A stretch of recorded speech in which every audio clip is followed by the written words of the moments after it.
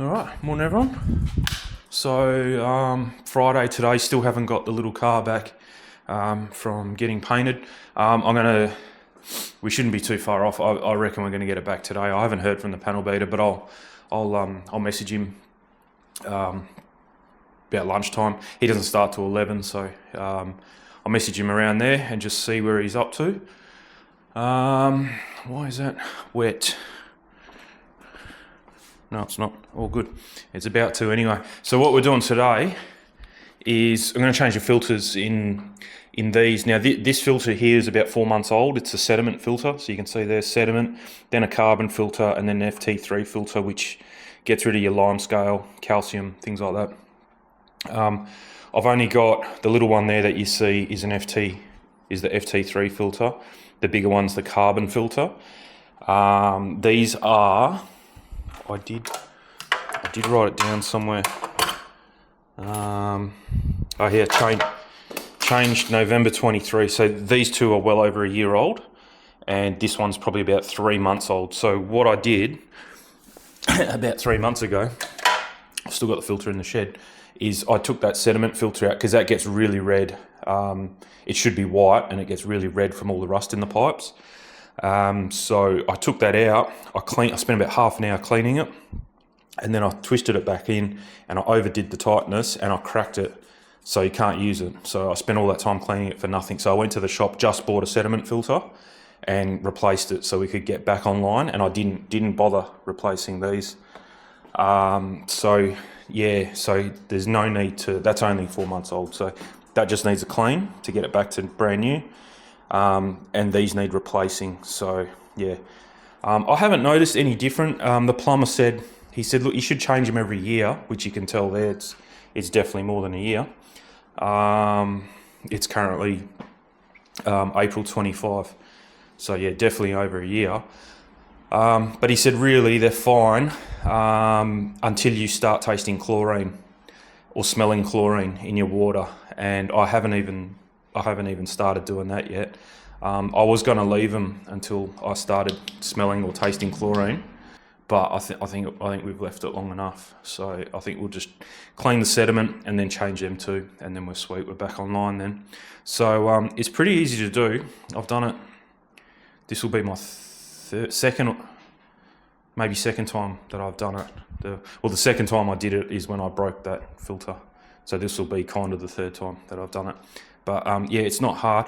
What we'll do then is, so the carbon and the FT3 are going in the bin, and this one will get cleaned. We'll take that out the back, clean it out, see how dirty it is in the it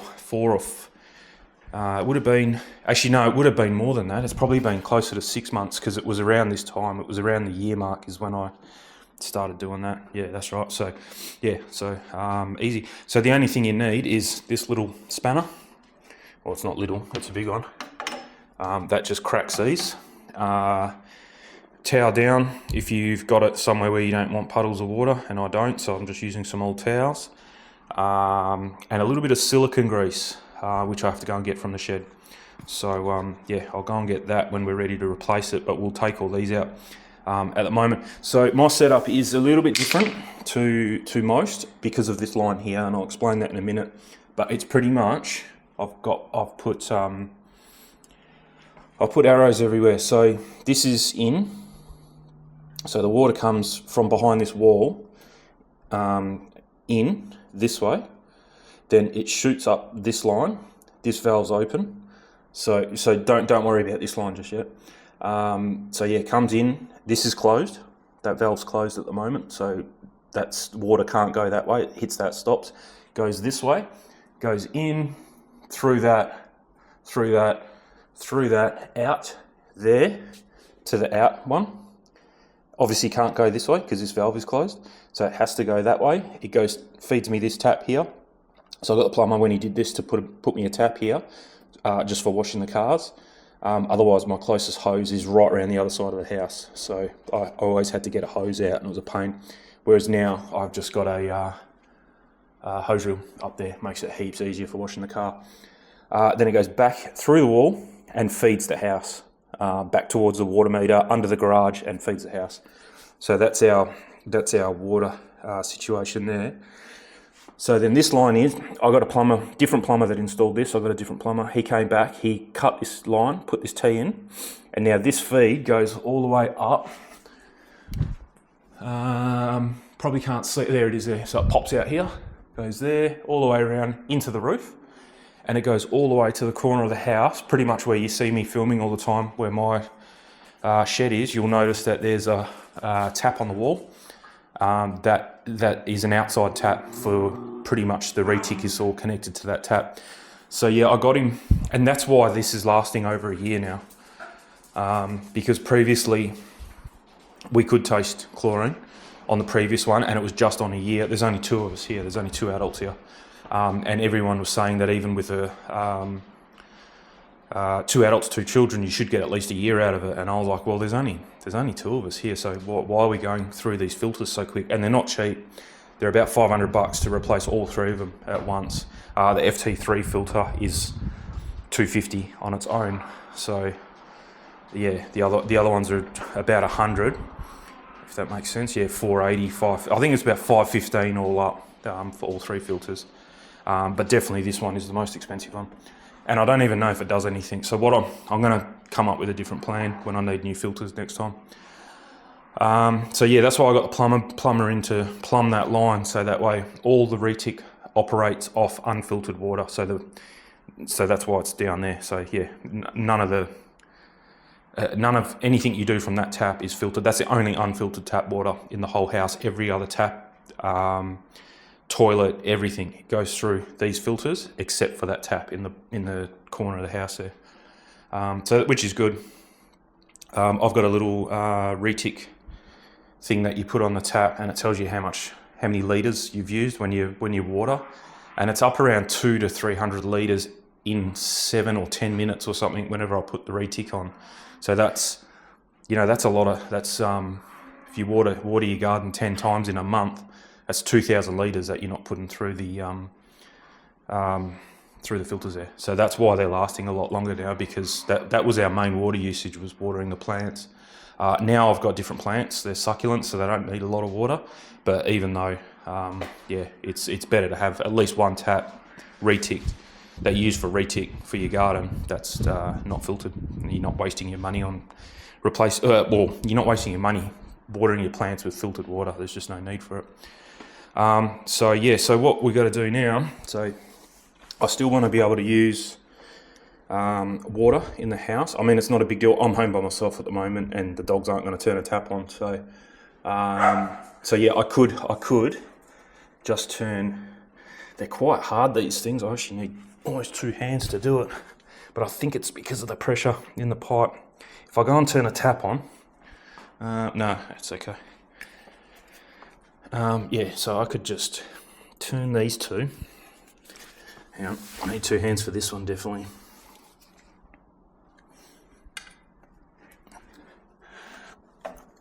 Okay, so that's done. That's done.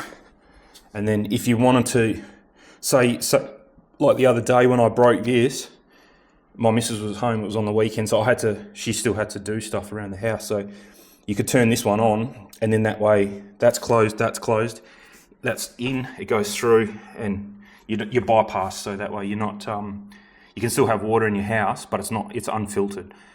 Like I said, I'm home by myself. I'm literally gonna clean this. Okay, I need water to clean it. So, yep, that answers that question. There we go. So now water comes in, hits that, can't go any further. Goes this way, through this one, hits that, can't go any further, in that way. So that's it. So the plumber did tell me, he said turn the tap on, that way you release the pressure and a little bit less water might come out.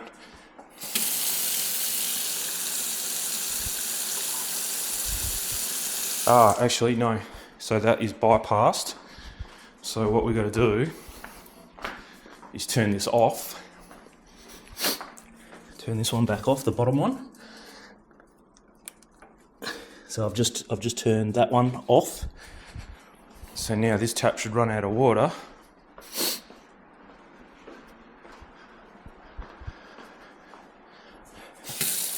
like that. So now that's yep, no water in the system now. Well, no pressure. There's still going to be water, but at least there's no pressure.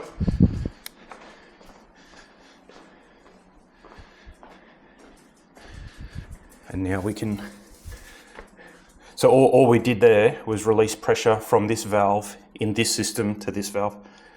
Now we can turn this back on. Oh, wow. He said they're really good quality taps, especially, and this one, but they are, these are good, but these are ultra hard. You almost need another different tool for them. All right, so let's crack these open.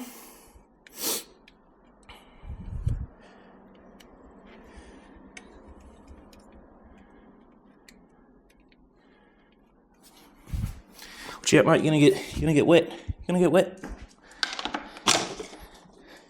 So if you put it on, tighten, loosen.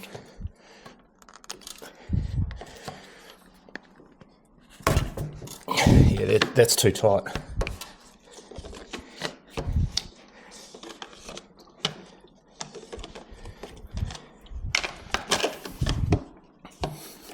That's better.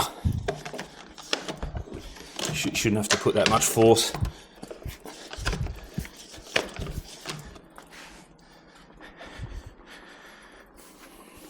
Hey?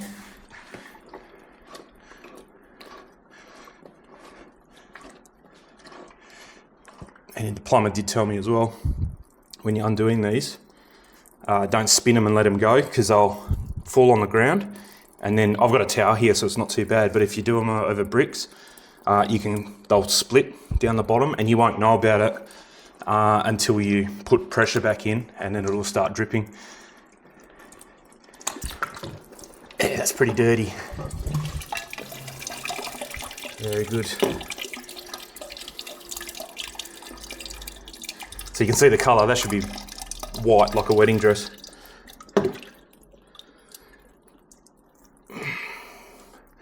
But it's only been 6 months too, and that's not as bad, that's not the worst I've seen.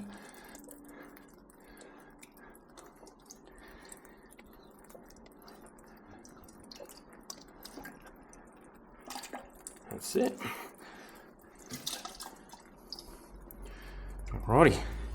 So that's the one we're going to wash. And yeah, that red, I mean, my mate's had one of these for a long time, a whole house water filter. And he showed me a couple times when he's cleaning it. He goes, look at the red coming out. And I was like, oh yeah. And then one day I just went, look, yeah, that's going in your body. That's really gross. So that's why we got it, and it turned out that a mate of a mate was a plumber. Watch out, mate, you're blocking the camera. Gave us a pretty good deal. And yeah, it all worked out in the end.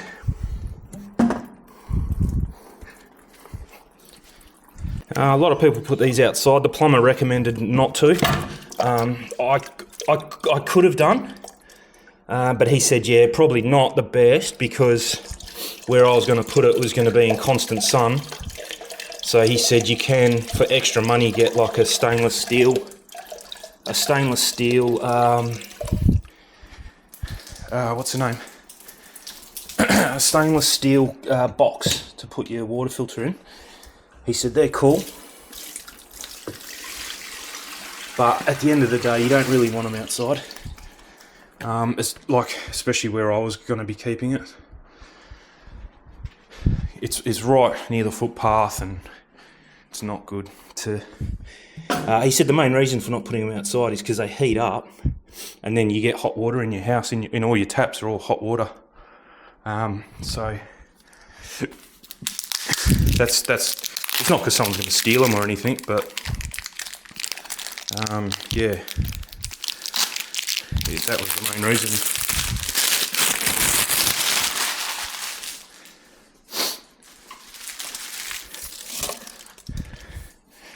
These are actually, they're not dry. They've come a little bit with a bit of oil on it, so I think we're good to just screw them in. bit tricky to get the angle right. No, it's like it's a different thread almost. It's not. There it goes. Yeah, so like that, just that's enough. Don't go roofing on them because you'll break them. That's exactly what I did. And it was lucky. It was lucky that that filter wasn't brand new. I would have been really angry then. It was already in for a year. All I was doing was taking it out to clean it, and then I broke it. So I was like, oh well, I'll go and buy another one anyway. But yeah, you don't want to break a brand new one, that's for sure. Especially that one, because that's the most expensive. It's all just getting the angle right. There it goes.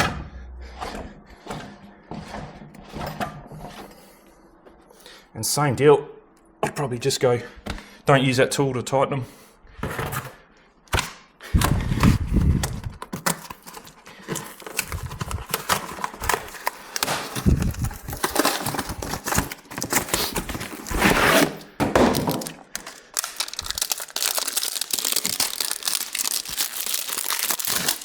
So if you do have water filters at home, your one is probably, say call this a male version, you probably got the female version.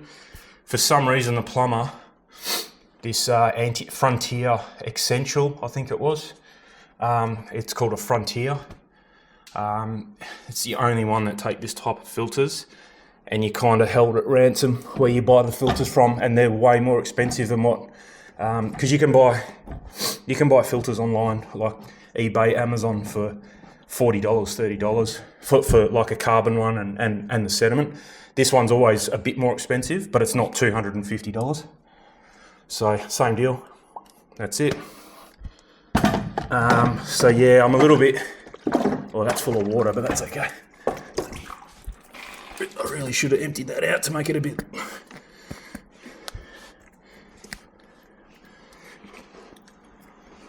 lighter. Is it going up?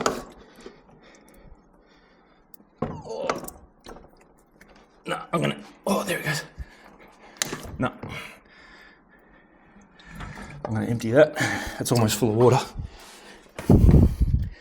and you gotta make sure your O-ring doesn't come off.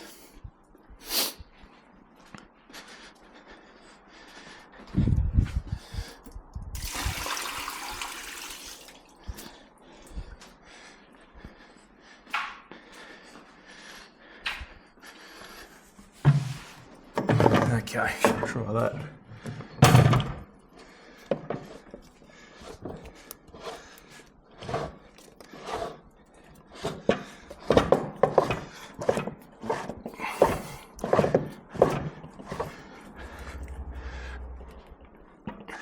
So there is a gap here. So I think that's okay. That's it. All right, we'll go and clean the sediment filter out now.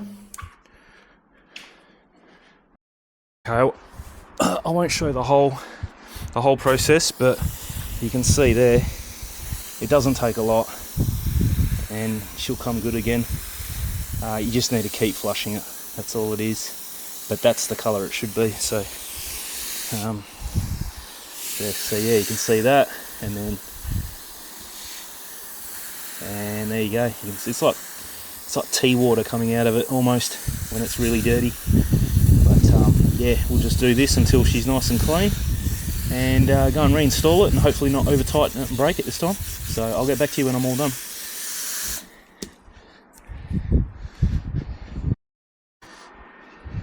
Okay, good as new. That's gonna see us through probably another year, but I would probably still take it out after 6 months again. That literally took 5 minutes. When I did it last time and it was in there for a year, it took me a lot longer. Yeah, so 6 months is probably a good time interval to let it go. All right, so we've got to be careful. Otherwise I'll be going to get another one, and they're not close either. They're a good 40 minutes from my place, so be gentle. Okay. So you'll feel it get tight with that O-ring, and then that's it. Just a little bit more than that. And same with this. Just there's no need to. The O-ring's doing all the work. Oh, not this one. Put that back on. Probably the next time I get a set of filters, I'll probably get a set of O-rings as well. The people I get the filters off sell the O-rings as well. It's probably worth changing. The system, by the time we change it again, the system will be, it's already 3 years old now, so it'll probably be 4 or 5 years old by the time I change these again. So it's probably a good idea to change the O-rings every 4 or 5 years, I reckon. That's it. So there shouldn't be any more leaks, but give it all a wipe down so there's absolutely no drips of water anywhere. That way, if there is a leak, you can see it, because any water from now on, after we dry it up, is not meant to be there.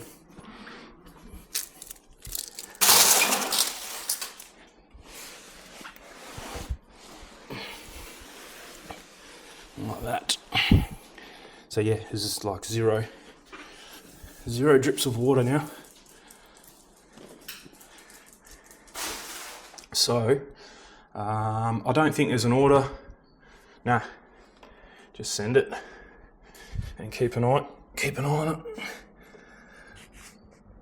Oh.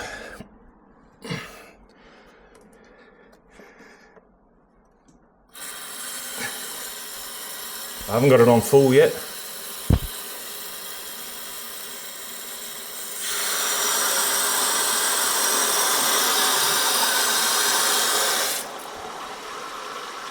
Okay, that's full.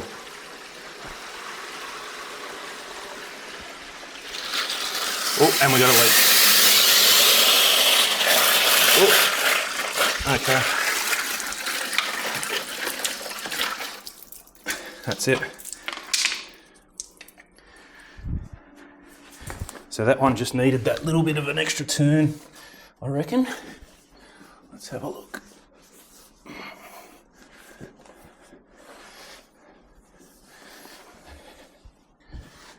Oh wow, that's such a simple job. It's hard on the back, that's for sure. Let's just nip them all up. That's it. Yep. Okay. Try that again.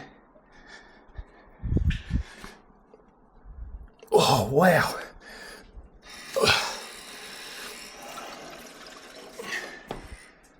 That's better. Yep. So then we'll do this one.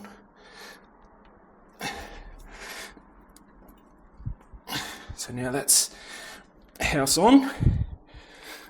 Oh, you need to be really strong to do them, or have strong fingers at least.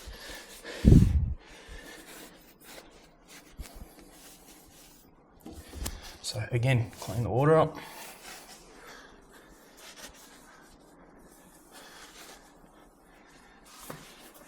I remember the plumber saying, he said even though it's not leaking like now, he said even come back after half a day and just run your hand around the bottom like that, just to make sure. But yep, so it's all dry now.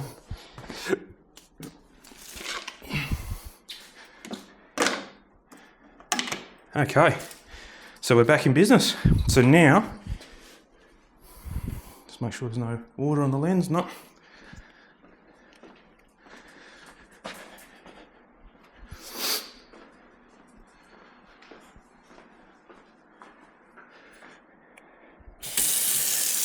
So you should get a few spits of air.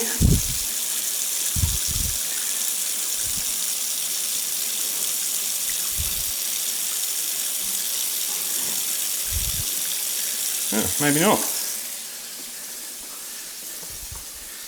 That wouldn't be the new water yet. That's gone through the filter. That's still what's in the roof.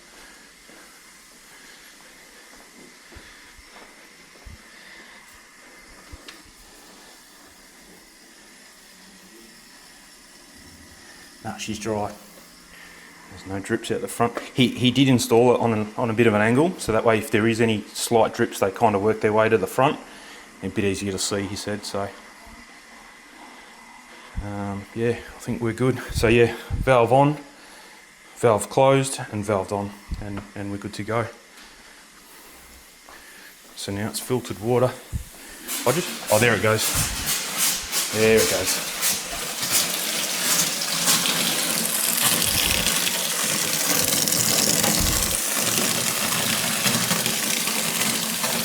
Excuse the mess. So I've got to do the dishes next. But yeah, that's. And if you have a look at the water in a glass, you'll see it's all. It's not the clearest. See that there, because everything's been mixed up. Plus, it's I think it's the carbon. I think the carbon filter makes a bit of a mess, he said, of the water. So he said just run it until that colour kind of goes away. Right, see it's getting already lighter, but yeah, you can't see through it at all. He said the main thing is it's got air in the system, and that's what you're seeing is the air particles. But yeah, it's about 5 minutes of just running the tap like that. So it's already lost the colour now. Kind of, still a little bit yellow. So if I was to see how it's a little bit yellow, but not really. But if you leave that sit, it'll go clear.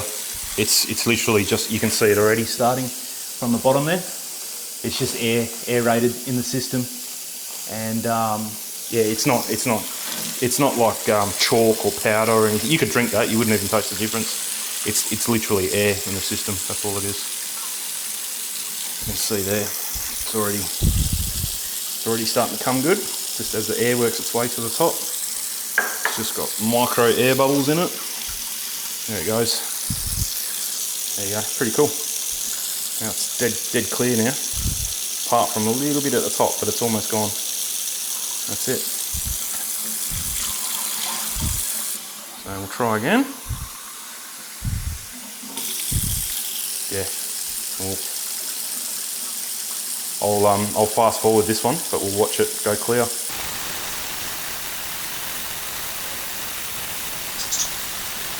Yeah, pretty cool. That was pretty quick, that one. So I think we've still got a bit of air in the system. I'm actually going to go and wash my car now because, yeah, same thing. So that'll get rid of everything anyway. That was close. I just broke a plate last night and almost broke a glass just then. That wouldn't have gone down too well when the boss got home. So yeah, I'll clean that up. The Commodore's out there now, the wagons. So today's Friday, Wednesday we're going to collie. So this will get a wash probably maybe Tuesday when I finish work. I'll give it a wash down. It looks clean, but I'll just give it a nice spruce up for the drive. It's not dirty. It's got a bit of dust on it, but it hasn't been washed for about 3 weeks. So yeah, all good there. The Commodore's not that bad. The interior is probably worse than the outside. So I'll give that a bit of a birthday now that I got today off anyway. I'll try and take Fridays off if I can, if work allows, like the workload. My boss is pretty good. He just leaves it up to me to manage my week, really. Nothing they give me is, if you don't know, I operate a water jet cutter. I used to be a surveyor, but I gave that up due to going away and working away all the time. Plus working outside's not the funnest thing in the world. For 20 years I've done that for that long, so I needed an indoor job. So yeah, I've just got a job like literally I'd ride my scooter there in like 7 minutes, 9 minutes, and operate a water jet cutter. It's about 4, I'll put a picture up if I can find one. I'm pretty sure I can find one because I found one before, but it's 4 meters by 2.5 meters, the bed, and we cut mainly titanium and stainless steel. They give me things to cut. If it's a complex shape, they'll just send it to me on the computer. I'll upload the DXF and cut from there.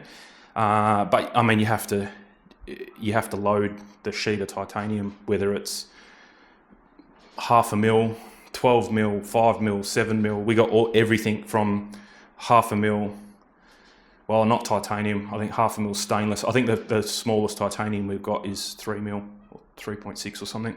And then it goes, 6 mil, 12 mil, 16 mil, 19 or 18 mil, 22 mil, 26 mil, 32 mil. So 32 is about the chunkiest that we cut, but I have cut things that are 200-300 mil. We might get a part back that fails and they want to find out why it failed, so I've got to cut I've done one that half a brick, say the size of half a brick, but it was 250 mil thick stainless, real hard stainless steel, very high grade stainless steel. That took me 2 days to cut through that. So yeah, it just depends, but most of the stuff's titanium and it's a bit thinner, so yeah, that's what I do. But yeah, I get a list of jobs that I need to cut. I just work my way through them on my own. I'm normally ahead of schedule. It'll take me half a day to cut parts that will keep the welders busy for 2 weeks. So it's not a high stress environment, put it that way. It's like the complete opposite of my previous job. I just rock up, open up an email, they'll tell me what to cut, I cut it, and then if another job doesn't come up, I just come home or I do stuff there, or help them out. I'll drive the truck for a bit and do deliveries, whatever. So it's pretty cruisy. So yeah, that's why if you see me making videos midweek, I kind of can start at, they start at 6, but I normally start at 6, but if there's nothing on, I'll start at 10. Come in, and I know I get the emails on my phone as well, so if I'm home and I'll get an email, they'll tell me when they need it cut by, if they don't need it cut for 2 weeks, and that's how much lead time I get too. On most jobs is 2 to 3 weeks. I can let it sit there and then just spend half a day cutting it, and then that job's done. So they give me plenty of warning. Nothing's a rush there. They make a lot of money for the job that they do. So it's one of the most relaxed environments I've ever worked in, and that's why I'm still there. It is a bit tough in summer in the shed. We've got no air conditioning, and you're in a big shed. So it's a bit tough in summer, but for 9 months of the year, it's one of the best jobs I've ever had. So it's pretty good. Guys, they're really, that's what I mean. Their profit margins are so high. I won't say numbers, but it's in the millions. They were expecting profit and it doubled. That was around COVID time as well, when every other business was struggling. We just went like double. They were forecasting, let's say, $11 million, and it ended up being $24 million or something like that. So it was ridiculous. So they take us go-karting every 6 months. We go bowling. We have really good pizzas. We normally get pizza, Subway, Chicken Treat, KFC, things like that, at the last Friday of every month. Because Fridays we finish at 12. Everyone finishes at 12 on a Friday. So yeah, it's a pretty cruisy place. But yeah, that's why I kind of do things during the week as well, which is good, because yeah, we're not always busy. So yeah, it's pretty good. But anyway, I'm going to wash the car now. I'm not going to film it because you've seen me wash a car heaps of times, and I really want to concentrate on the inside. I want to get my Tornador that hooks up to the compressed air. I want to blow out all the carpet, all the seats, the dash, everything that I haven't done for over 2 years probably. So I really want to concentrate on the interior. So to film interior detailing, I find it the worst part of detail. That's why I haven't done it for 2 years. I hate doing the inside. I don't mind getting the compressor and done 5 minutes, but sitting there vacuuming and picking the dust out of places, I hate it. So I'm going to do that, and that's why I won't film it, because there's probably going to be a lot of swearing. I will do the outside, and that way I'll get to use the water through the filters, and that'll get rid of all those little bubbles there then. So then when you actually go and get a drink from the tap, doesn't look like murky pond water. Not that it is, it's better than the water that's coming out of the tap. It just looks funny because it's got the bubbles in it. But yeah, anyway, put my headphones in, listen to a podcast and hit it. So yeah, I don't know Wednesday in a few days, Collie. So yeah, I'll charge the camera up, we'll take the camera. That'll be good. What else is coming up? that's about it, I think. Yeah, there's not a lot. And I don't know if you've watched my previous videos. The whole point of going to Collie was to take this around the track.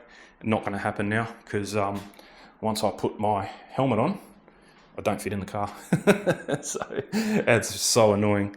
It's just constantly rubbing on the headliner of the car, and I don't want to stuff the headliner up. It's not worth it. So yeah, we changed the brake fluid, changed the what's the name, the brake lines from crappy rubber ones to stainless steel, and did that all in. Gave it a service as well in preparation for this track day, and then I went and sat in it, and I don't even fit in there.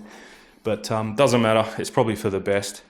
I'm still going to take this car just to drive down there. It's like 2.5 hours from here, so it'll be a good little drive for it. And but then she'll just park up for the day at the racetrack. There's going to be burnouts. There's a burnout pad there, and there's heaps of people doing burnouts.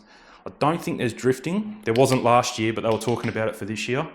So I don't think there'll be drifting. But then there's all the track cars, and there is proper racing cars there as well, quite fast ones. I'm talking no interior, roll cage, all that. Not able to drive on the road. People trailer them there and go. So yeah, it'll be a good day anyway. So I'll take the camera. I filmed. If you go back this time last year, you'll see the video from last year. It's going to be very similar to that. If I go this year and it's all the same cars as last year, I'm probably not going to go next year. So yeah, we'll leave it at that. I did mention in one of the previous videos, my dad is friends with someone that owns Ian Diffin's old 1970 racing Charger. So Dad's helped him rebuild it. He got in contact with him a few years ago, and they've been slowly rebuilding it over the last couple of years. So it's all up and running now. Has been for about 6 months. He's just got new tyres on it and everything. So he's bringing that unroad registerable. You can't. The engine's the engine is in the. I did put some photos up in one of the previous videos, but instead of the back of the engine being obviously here under the bonnet, it's near your elbow. They've moved the whole engine into the car for better weight distribution, and then from about halfway on the bonnet to here is just it's got a radiator laying on a 45-degree angle. Full-on race car, but from the 70s. You know, it's probably got 500 and something horsepower, but yeah, I mean it's no supercar if you want to call them that. Thing that's current model, but it's pretty good for back in the day. It's got plexiglass. It's got no glass in it. It's just all plastic windows. Racing harness, racing seats. No interior, obviously. So yeah, Dad's going to be driving that because the guy that owns it can't fit in the car because he's a bigger dude. So yeah, he doesn't fit in the car. So Dad's going to be driving that. It's not door-to-door racing. It's just parade laps, but quite as fast as you want to go, pretty much. But yeah, it's not like everyone starts at the same time, a flag waves, and you're racing for money or position or anything like that. There's none of that. It's just fast parade laps, just a track day. So yeah, all good. Let's check this for leaks. There is a leak here. There you go. I thought that was dried up water, but it wasn't. So that may just need a little nip up. And yeah, we'll fix that. Let's have a look. Just one little nip. Oh, that's tight. There you go. We'll just loosen and tighten it, and then we'll keep an eye on it and clean this up. So that's not good. So that could be the O-ring. It's leaking now. That's not good. This could ruin my day, I think. This is why I hate doing these, because you kind of already know something's going to... Oh, no, it hasn't come back. Yeah, it's coming there now, but that might just be a little bit of residual. Soak that up and we'll just keep an eye on it. That's it. It's only tiny anyway. So I can just see a little bit of water just forming in there. So yeah, we'll keep an eye on it. That's dried up water there. That must have been from before. But yeah, I can see it growing just a little by little. That's not good. Alright, well, we'll keep an eye on it and I'll let you know in another video what ended up happening. But anyway, catch you on the next one.